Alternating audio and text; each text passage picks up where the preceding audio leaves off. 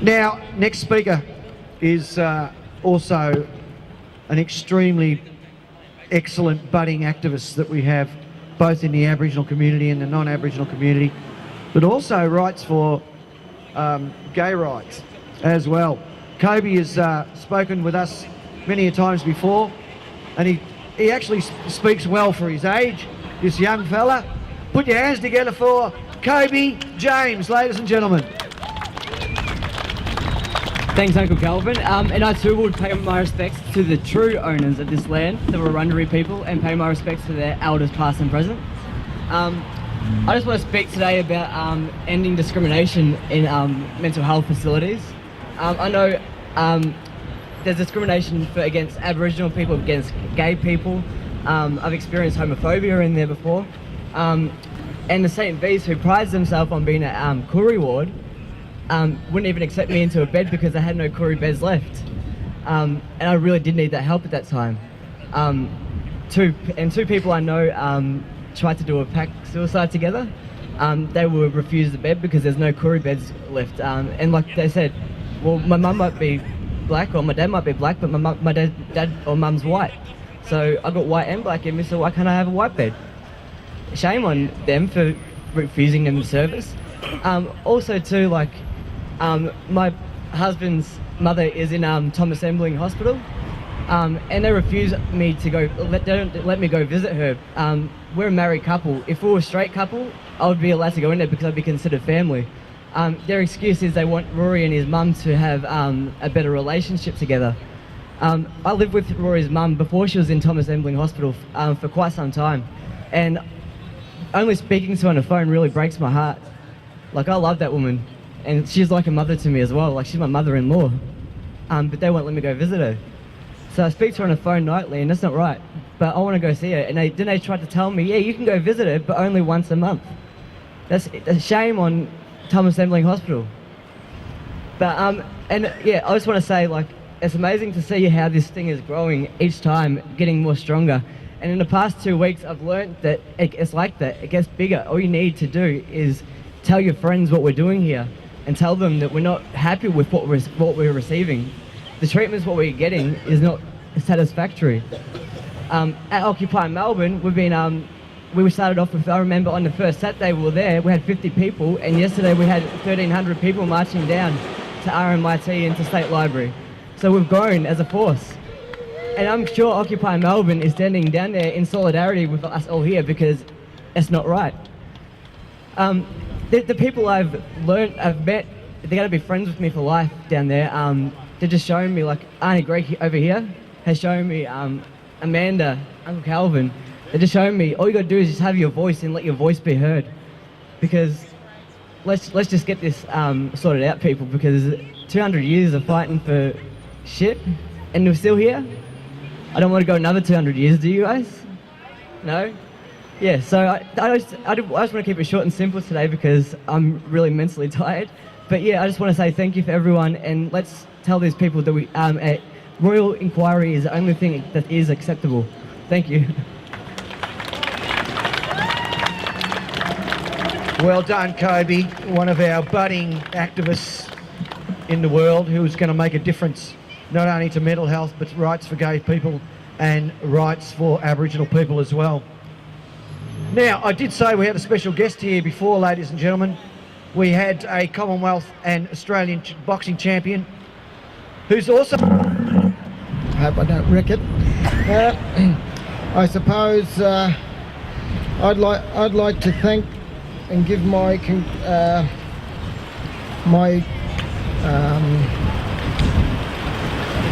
I'd like to thank the Wurundjeri people for being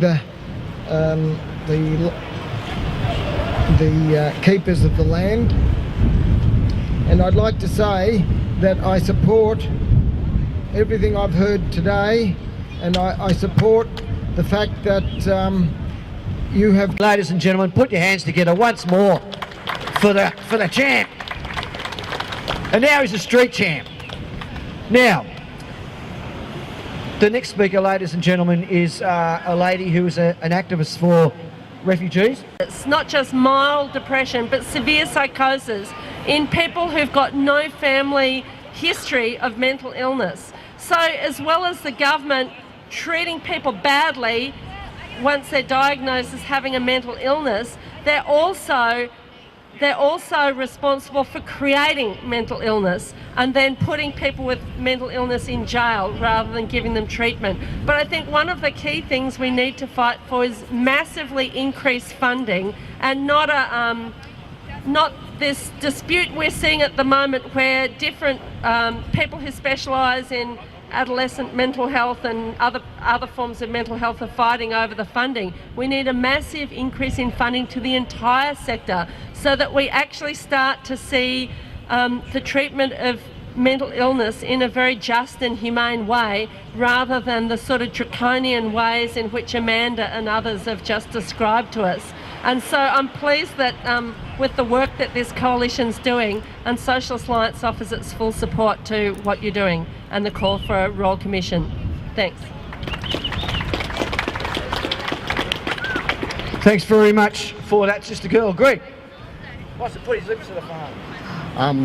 Thanks very much again. I absolutely endorse what Sue just said, but what is also important to realise is that there's a quasi prison system in this state, and they're called community treatment orders.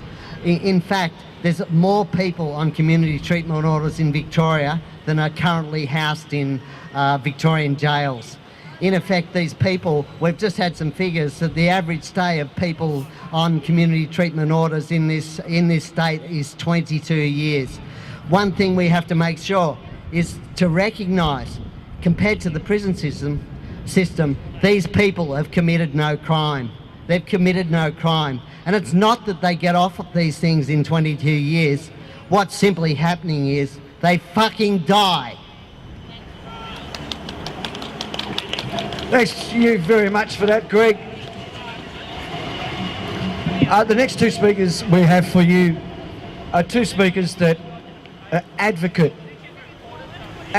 for mental health issues.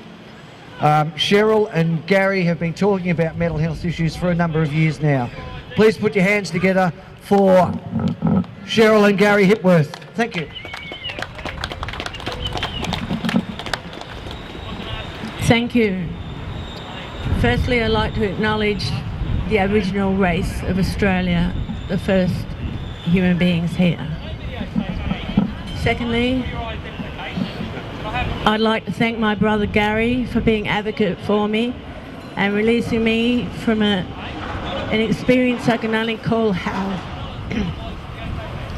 For 20 years, I've been under CTOs, under the Mental Health Act in this state, and I can only say it was a very cruel and inhumane experience, and I lost 20 years of my life. I'm now celebrating having been released from the CDO and going off forced medication onto oral medication, and I believe I'm looking toward the rest of my life in a hopeful and optimistic way now. Like my brother, he's the most eloquent speaker of the family. I'd like my brother to tell my story for me. Thanks, Cheryl. First of all, I'd like to thank some people who have helped my family and for Cheryl getting off this CTO. David Webb, who spoke earlier, and Greg Oak, who actually befriended the two of us and gave us some really great tips on how to actually beat the system. Now, you've got to get really clever and smart to beat this system. I tell you what, I spent 2 years investigating this whole mental health saga, and it's Alice in Wonderland stuff. First of all, I found out that how you diagnose mental illness is actually from a manual that they produce in America called the DSM. Anyone heard of the DSM? God, never get diagnosed by someone who's reading that manual, because most of us here will probably end up in an institution. You know, they've got things like, well, personality disorder after disorder, and if you look at the internet too much, you're going to be put away pretty soon if you're on that web too much. So what I'm saying is, when you actually ask a psychiatrist what is the science behind their diagnosis, they say, well, it's in the manual. They say there's no objective laboratory evidence to actually create an illness that is called mental. What it is in fact is that somebody's having trouble in their life, and my family history is pretty bizarre. Brother murdered, mother suicided, Cheryl's elder son suicided, her 2 young daughters taken away from her. You know, there's a few things that might add up, common sense, to the fact that, hey, this is why my sister had trouble coping with her life. Got nothing bloody to do with schizophrenia, which is a bullshit thing that someone has made up, and the drug companies are making billions out of it, and the psychiatric profession have got no credibility, and they're in with the drug companies. The government of the day is also in with the psychiatric profession. So this is huge, this is massive. And for any one of us to stand up to these powerful institutions, you've got to have balls, I tell you, because they're going to come after us. But I tell you what, it's always a small group of people that are going to change things. And when truth is on your side and sanity is on your side, we will win out. Thank you very much.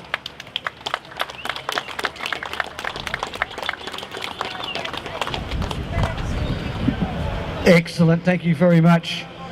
Omar Hassan is this person here. Come up, brother. Omar is a human rights activist and a member of the Socialist Alternative, and he's got concerns about the mental health system in Victoria. Put your hands together for Omar, ladies and gentlemen. Thank you. I too would like to acknowledge the traditional owners of this land who never ceded control or custodianship over this land. I just wanted to make a couple of points.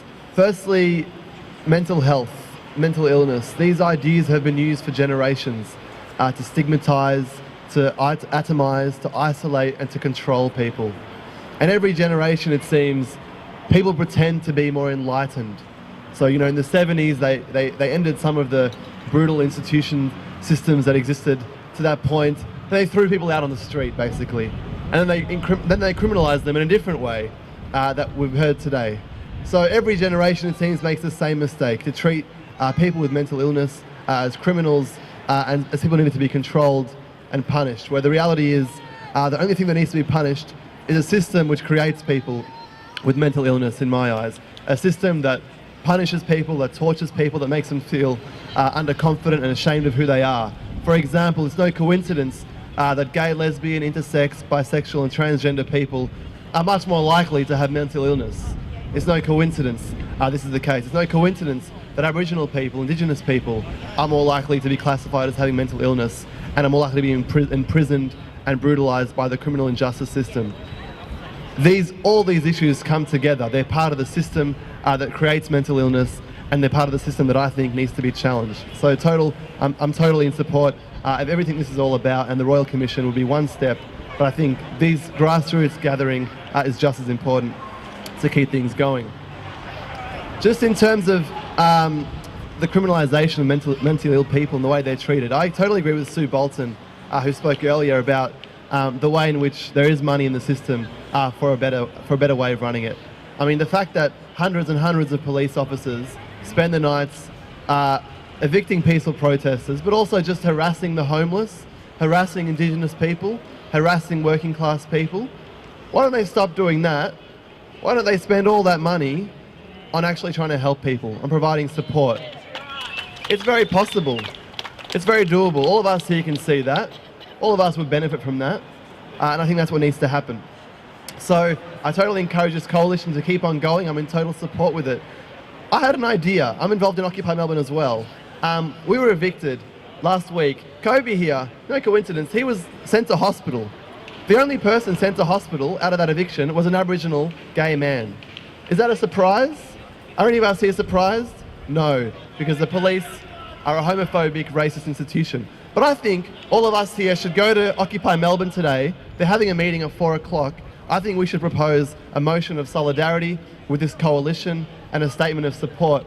And I think this coalition should set up a table and hand out some leaflets, get some information circulating.